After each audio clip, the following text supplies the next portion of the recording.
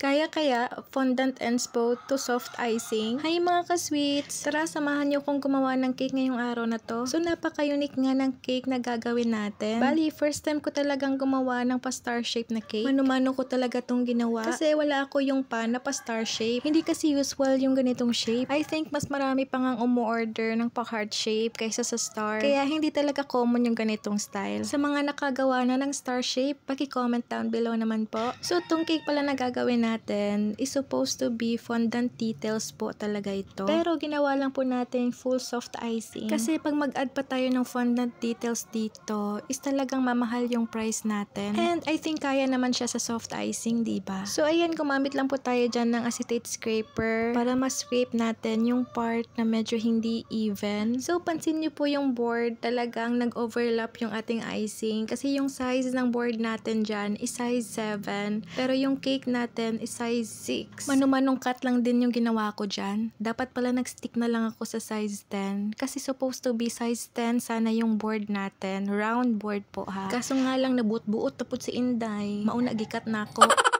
So, tinry ko talaga siyang maging 8x8 na square. Kaso nga lang, hindi pwede sa ating available na round 10 na board.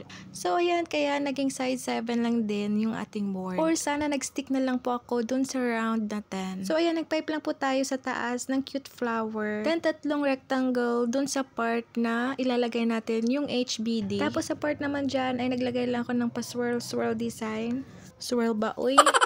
So, ayan, with star po yan. Siyempre, inuna ko muna yung pink. Kasi may pink din akong ilalagay sa baba para isahan na lang. So, ayan, proceed na po tayo sa blue. Naglagay lang ko dyan ng pa-flower effect din. And then, ribbon po yan. Hindi lang masyadong visible dito. So, super ang daming details po ng cake na to. At nga pala, ang ganda din ang kulay ng cake na to. Kasi para lang siyang pastel pink, then pastel blue. Hindi siya masakit sa mata. Ang cute lang niyang tignan. May tanong lang po ako sa inyo. Ano bang ibig sabihin dyan sa dedication na sinulat natin sa cake? Korean kasi ata yan eh. Hindi ko alam. Paki-comment down below. So, ayan na po yung final cake natin. And big help po talaga yung ating ACC whipping cream. The best. Bye!